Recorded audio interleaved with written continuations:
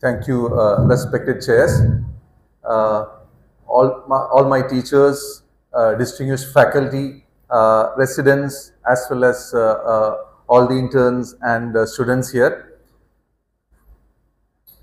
A 2-day CME is like a test match, and after a very solid first innings of case discussions that have happened, and then a stunning performance of an inaugural function, I'm here. I think I'll define my role as a night watchman.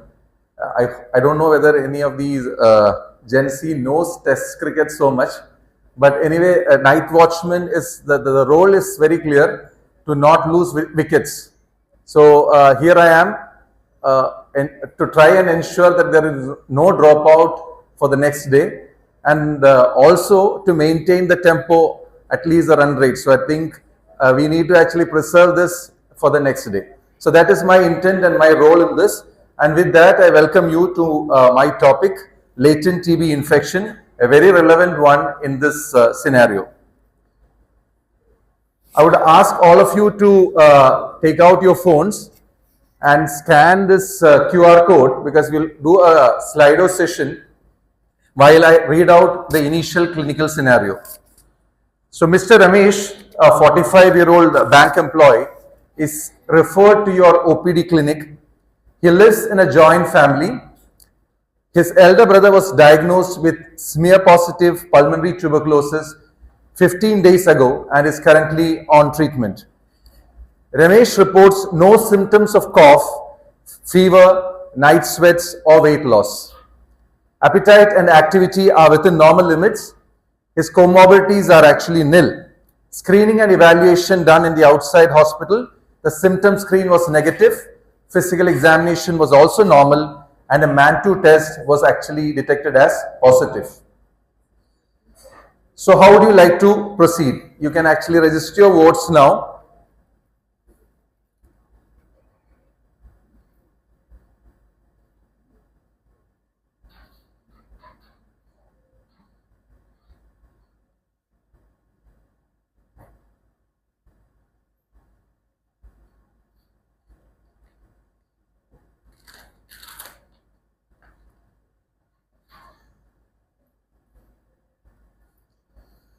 So the response is actually very clear.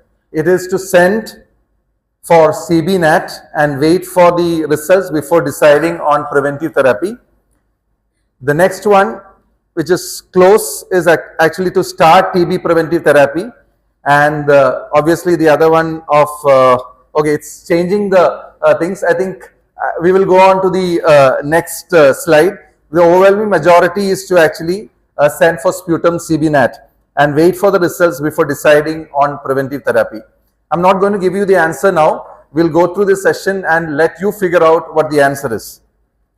Is latent the terminology a right one? What do you feel? Latency means a dormancy or an inactive state, which is not always the case in tuberculosis because it can exist in different metabolic states. Infection is a dynamic process. So the host-pathogen relationship can change over time.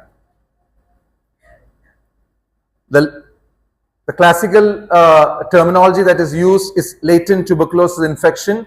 Is that the right one?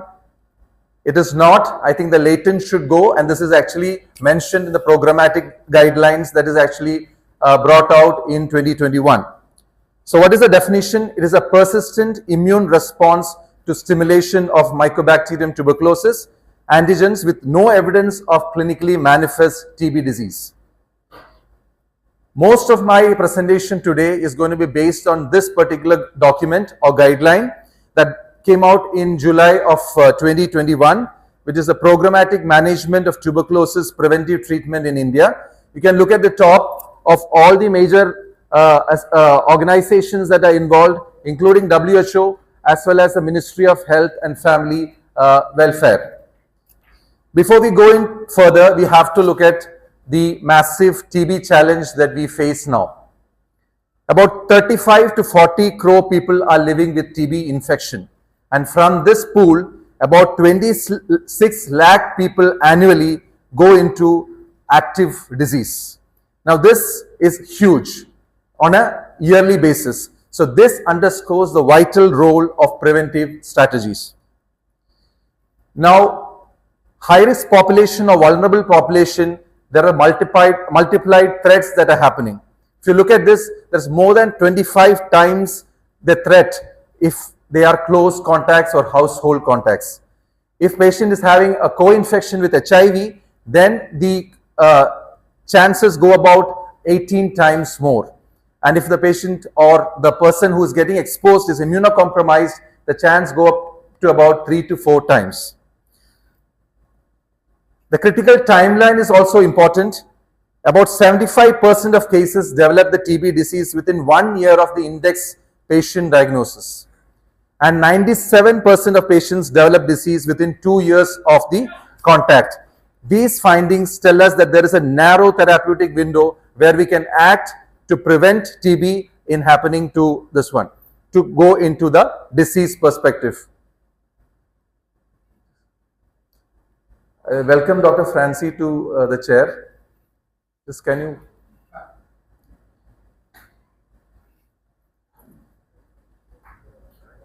The Sustainable Development Goals. The Government of India has actually taken this forward from the WHO, and the targets to end TB are actually put up here. Now if you look at it, I think the image is little blurred, but the target is up to end TB in 2035. When India adopted this, they have very unrealistic target of actually achieving this in 2025 itself, and we are at the end of 2025 and we have reached nowhere. But at least the difference between dream and a goal is that a dream is in a realm of imagination, whereas when you have goal, you actually set targets and milestones. So at some point of time, we can actually reach that. May not be the time that we fix for now, but at some point of time, we can actually reach that. And that is the difference that is there, and that is what is being set. Now, this is a roadmap of all the TB programs right from inception, where I was not even born in 1962, and till 2020, where the RNTCP has officially been renamed as Tuberculosis Elimination Program, or NTEP. Most of these timelines actually happens to be milestones in my life as well, right from starting off 1997, where I started my MBBS career. So 4 pillars of NSP, that is National Strategic Plan, are to detect, treat, build, and finally the most important thing being to prevent. So this is what is important. Why it is important to prevent is because the vulnerable population needs to be actually targeted, and we need to stop the catastrophic expenditure that comes out of TB and the associated comorbidities. This is how I'm going to take forward the following presentation, or the flow of events. This is exactly what has been mentioned in the programmatic management that is there. First, starting with the identification of the eligible population and also ruling out the active tuberculosis. So who are the vulnerable population where you should be looking at? People living with HIV, irrespective of the age, irrespective of the fact that they are with ART or not. And household contacts. What is a household contact, or who is a household contact? Is a person who shared the same enclosed living space as the index TB patient for 1 or more nights, or for frequent or extended daytime periods during the 3 months before the start of current TB treatment. So this is the definition of a household contact. And if the person is below 5 years, then this particular patient requires TPT after ruling out active TB disease without checking for TB infection. That means no further test is required, but you can start TB preventive therapy. But if the patient is more than 5 years, then you have to do tests to actually prove TB infection before, and ruling out active TB disease before actually proceeding to TPT. What are the other target populations? People who are on immunosuppressive therapy and anti-TNF treatment, people who are preparing for an organ or hematological transplantation, people having silicosis, or people who are on dialysis. Having said that, just because of the fact that the patient is diabetes, irrespective of the HbA1c status, malnourishment, smoking or harmful alcohol use, they are not recommended for TBI testing. But if they have the other additional risk factors, that they are actually either a household contact or HIV positive, then definitely they warrant testing and further treatment. The National TB Elimination Program, the programmatic guidelines, has left it to the state TPT committees to decide on this particular group. These are groups which actually, we are one of them, that is healthcare facilities where the exposure rate or the occupational risk is actually much more, and where the significant density is more, or people who are living in limited ventilation, where are urban slums as well as correctional facilities, people who keep traveling and that causes disruption in the care, are migrant laborers as well as to an extent tribal population, mining communities, because there is a silicosis that is also involved in this particular scenario. Whom not to start on TPT or TPT contraindications are active TB disease, which goes without saying. Any patient with liver disease, which includes acute or chronic hepatitis, patients with alcohol consumption which is heavy, patients who have conflicting hepatotoxic medications, for example nevirapine, patients with peripheral neuropathy, and people who have hypersensitivity to any of the TPT medications that are there. However, this is very important, pregnancy or previous history of TB are not contraindications for TPT. First, the second most important thing is active case finding. What are the active case finding methodologies that we have? We have a history taking. I said 4 cardinal symptoms in the history itself, the case scenario, that is patient who have fever, night sweats, weight loss or cough. Earlier we used to actually always say any patient with cough more than 2 weeks, we have to actually start screening these particular patients. That is not just enough. You have to take medication history. We have to do investigation. Investigations are 2 types, you know. One is microbiological investigations with a sputum AFB smear as well as CB-NAT assay, and followed by cultures and line probe assay, etc. But the other one is radiological investigations, the bare minimum being a chest X-ray. Social history is important because we need to give counseling, otherwise these patients are unlikely to actually follow up and take TB preventive therapy. The next most important thing is testing for TB infection. We all know MANTU test, age-old one, type 4 hypersensitivity mediated, where we actually inject the PPD, that is purified protein derivative, into the intradermal area in the forearm and look for any clinical significance, that is immune system recognition. The positive test also is very well known to you all. More than 15 is ideally positive, more than 10 if the patient has significant risk factors, and more than 5 in immunocompromised individuals. Now, this is a new thing, that is IGRA based assays or interferon gamma release assays. It measures the release of interferon gamma by immune cells in response to TB specific antigens. The major advantage is the patient needs to come only once for follow-up, whereas MANTU, the patient needs to come for at least 2 visits to the hospital. What is commonly done in our situation is a quantiferon TB Gold Plus or IGRA. The cost is a problem. It is up to about 2,000 to 3,000 in most of the centers. There are 4 antigen tubes, that is tube 1 which contains TB specific ESAT6 and CFP10, TB antigen tube 2 which contains CD4 and CD8 cells, the one contained only again CD4 T cells, the mitogen tube which acts as a positive control, and the nil tube which acts as a negative control.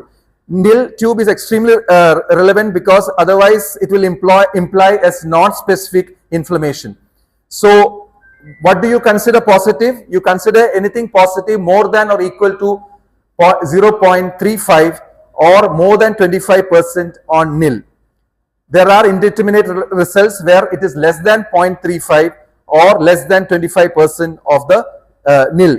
It is also important that when it is positive, the nil tube should be less than or equal to 8. This is what we consider as positive. What is this comparison between TST as well as IGRA test? TST, you know, is an in vivo test, whereas the IGRA is an in vitro test. It is much more complicated IGRA because laboratory instrumentation is required, constant updation is required, analysis is required, whereas no instrumentation is required for the TST test. However, 2 patient encounters are required for a MAN2 test, whereas only 1 patient encounter is sufficient to obtain the results in the case of a IGRA-based assay. Interpretation in a MAN2 is subjective. That is a major problem that we have, whereas there is no subjectivity. There is a printed report that is coming which says that it is either positive or negative or even indeterminate, where we can actually take our course further. Cross reacts with BCG. Again, a major problem with MAN2 based tests, which does not is not there with IGRA based assays.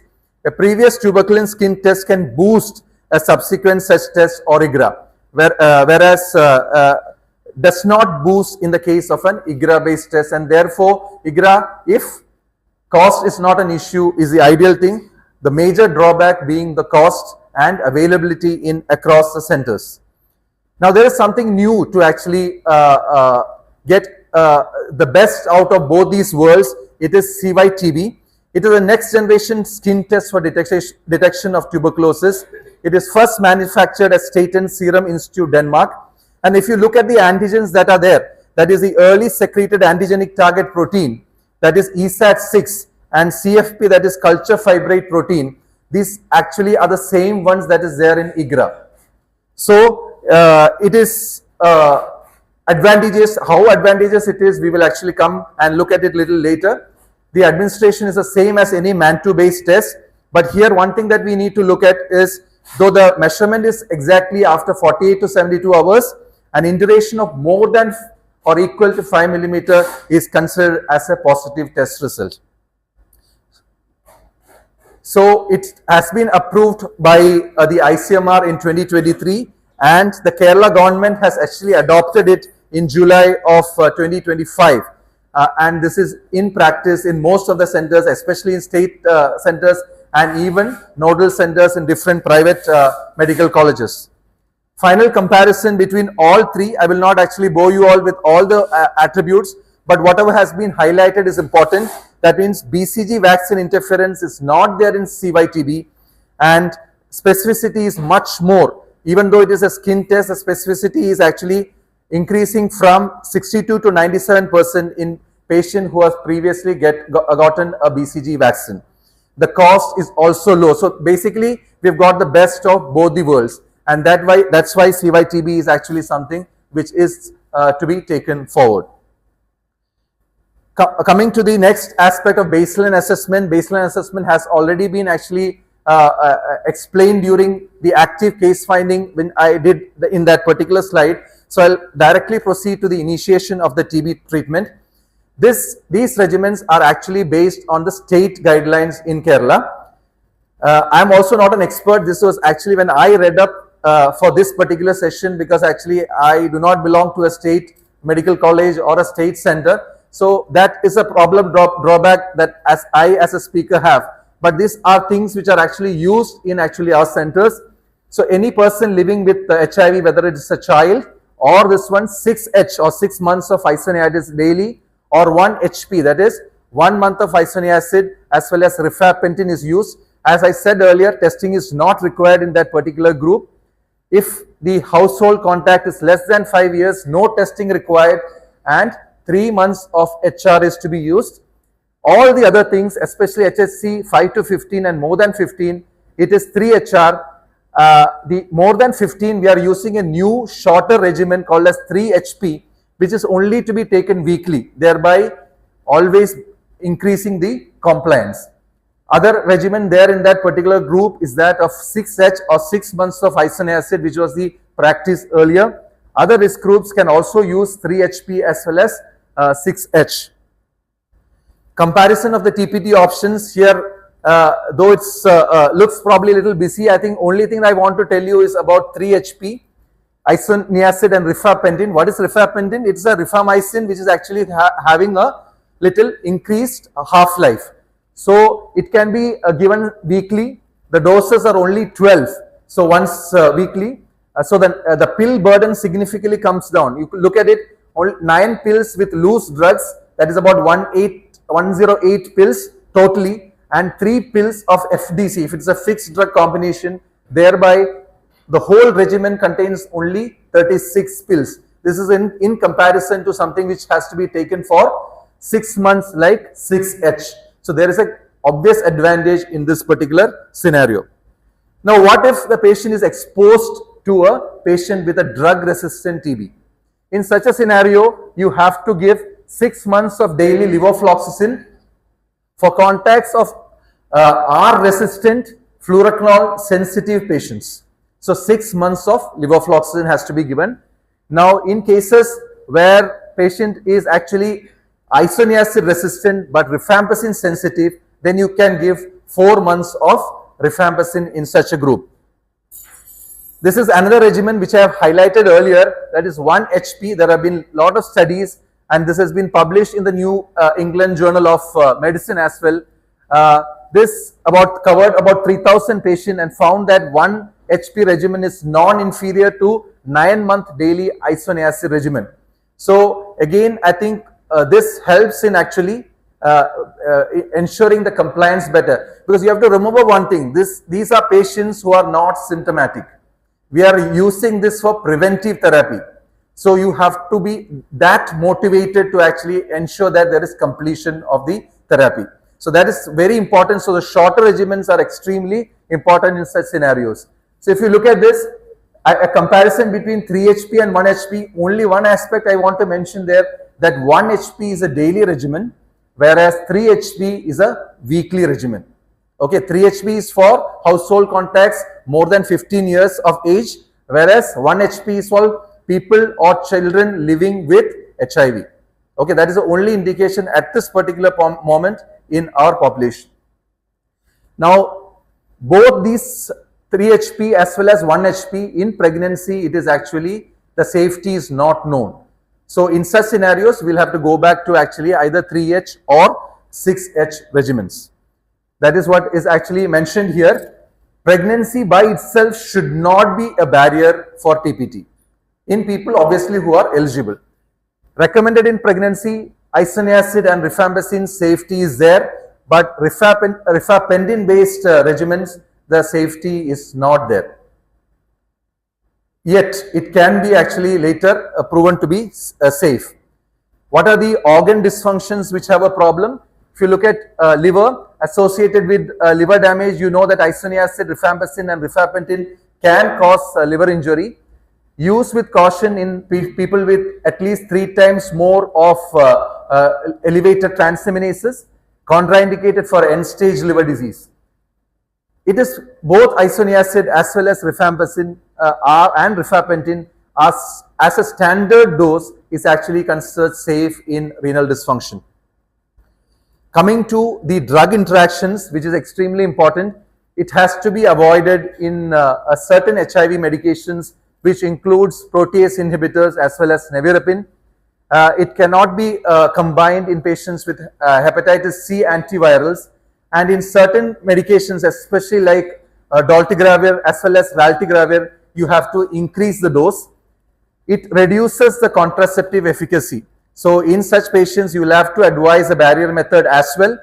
And if people who are exposed to opioid substitution therapy like methadone as well as buprenorphine, the exposure to methadone and buprenorphine, it lowers the threshold, and thereby there is high chance of relapse. So that is another thing we have to be extremely careful about. And coming to the last aspects of this flow of events, and that is adverse events monitoring and ensuring treatment, monthly clinical follow-ups, declaring treatment outcomes as well as long-term follow-up. I will discuss only one. This is an august audience of physicians and physicians in training. So I know that everybody knows about all the side effects of all the routine anti-tubercular therapies. But this is rifampicin, which is a rifamycin itself, but it is actually a newer formulation and newer thing that we are using. So most important is actually for any, this one as undergraduate, we always used to say about nausea and vomiting, and we continue to say that now. And flu-like symptoms, hepatitis and discoloration of the body fluid is a group kind of a side effect. Hypotension, syncope, decrease in white blood cells and RBCs, decreased appetite, as well as hyperbilirubinemia are other side effects. How do you follow up these patients? You have to follow them up monthly. Signs and symptoms of TB disease, adverse reactions, especially symptoms and signs of hepatitis, adherence to the prescribed regimen, and if there are any reasons for non-adherence, we have to actually find them and correct them. And these people have to be followed up in 6, 12, 18 and 24 months after the completion of the therapy. It is very important that we have to follow up this particular patient, and for that, government has actually brought out a app. It's a Nikshay platform which is available both as a web browser as well as can be downloaded as of now only for Google Play Store and not for the iOS devices. But it is there where the TB officers can actually monitor all the aspects that are there. So in a digital India, this is extremely important, not just for a follow-up, the whole case record and database is being formed. So it is extremely important in such a scenario. And whom do you consider that who have completed the TPT? All these regimens can be used in different scenarios, and if 80% of recommended doses have been taken, then you can understand that these patients have completed the TPT, except for one regimen. That regimen is a weekly regimen, that is 3HP regimen, where 90% of the recommended doses have to be completed because it is weekly and it's a short regimen. So if the extended time period for whatever reasons when patient default cannot be more than 33% of additional time along with the treatment duration. If it is more than that, then we are looking at restarting the treatment all over again. So we come back to the case. Meanwhile, others can actually scan this particular QR code again for another question. We come back into that same case. So what was going wrong? Everybody said CB-NAT. The patient did not have any symptoms. It was very clear that the patient did not have cough. Patient had no symptoms. Without cough, without sputum production, how do you actually get a CB-NAT? Okay, so it is again, otherwise you're going to give saliva, which again will come out definitely as negative. So there was no need to proceed with CB-NAT in such a scenario. But there is something that we have missed out. That is the investigation. What is that investigation that we missed out? Yes? We have not done investigation to rule out active TB, and the radiological investigation was not there. At least a chest X-ray should have been done in this scenario. So the ideal answer should have been start TB preventive therapy after ruling out active TB disease. So whoever said none of the above, I think gets the marks. Okay, I don't know if anybody has said, I think some people are raising their hands. So that is the answer at that particular point. Only caveat in that particular thing was, I have mentioned start TB preventive therapy, but only after ruling out active TB. So what are, as physicians in training and physicians who are accomplished, what are your major concerns about TPD? Can you please vote now?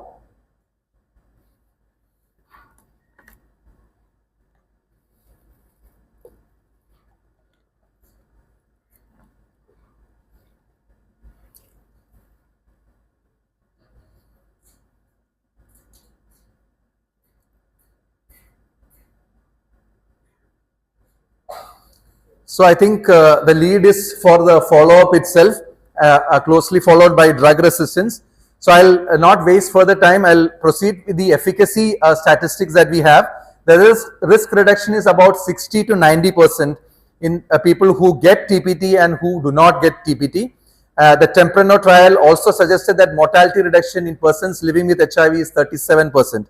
The safety is more for shorter regimens with a better safety profile and better completion rate, and serious adverse events are very rare.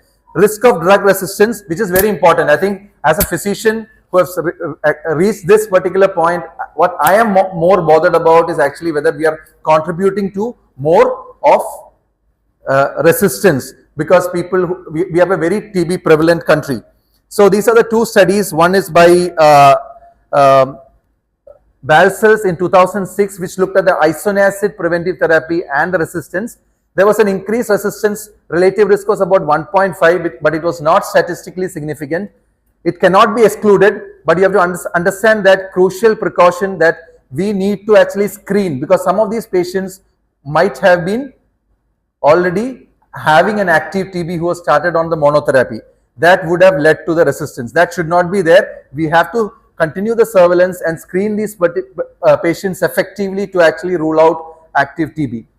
Rifamycin containing regimens and the resistance risk, if you look at it, there is no significant risk. The evidence were limited by only very few cases of resistance that was reported in the around 10,000 odd cases that was studied. So it is it's a promising alternative to only isoniazid preventive therapy that was being used all this while. So the follow-up was an important problem that you all raised, isn't it?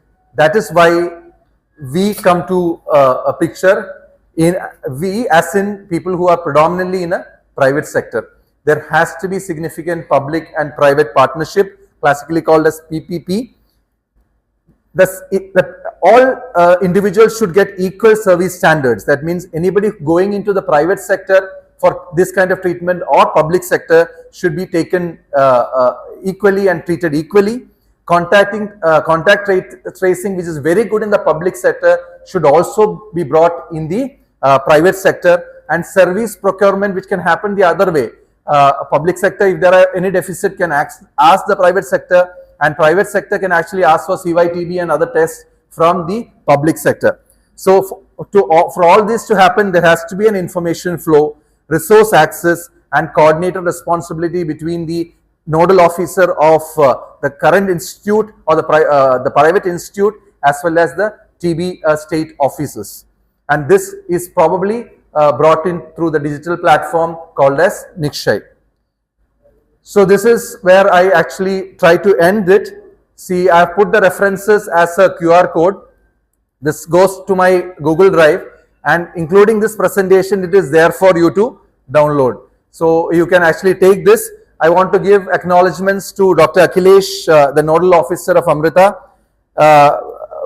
Dr. Sandeep from rheumatology for his inputs, and Dr. Anju Teresa for the medical officer in Amrita for providing me with the literature, and my obvious AI partners including Notebook, LLM, ChatGPT as well as Slido, without which I think a lot of these presentations and slides and infographics would not have been possible. The last one, that is definition and context, high-risk population and timeline. We have all looked at all these aspects. Please remember the management cascade. Ensure that there are 3 tests available and preference to be given for CY/TB. TPT regimens and protocols, specifically look at 3HP regimen, which is shorter and safer. Monitoring and follow-up. After initial completion, you have to continue it for something close to about 6 monthly intervals. And finally, the fact that PPP is something very important, that is public and private partnership. With this, I actually leave you with this particular poem and the image. This is a parakeet that you all know. I was fortunate enough to actually capture it in flight. It's a subspecies of a sun parakeet when I actually went to Singapore. If the future is looking dark, we are the ones who have to shine. If there is no one in control, we are the ones who draw the line. Though we live in trying times, we are the ones who have to try. And we know that the time has wings, so we are the ones who have to fly. This is, we means obviously as physicians, and the goal is to end TB. Thank you very much for your patience here.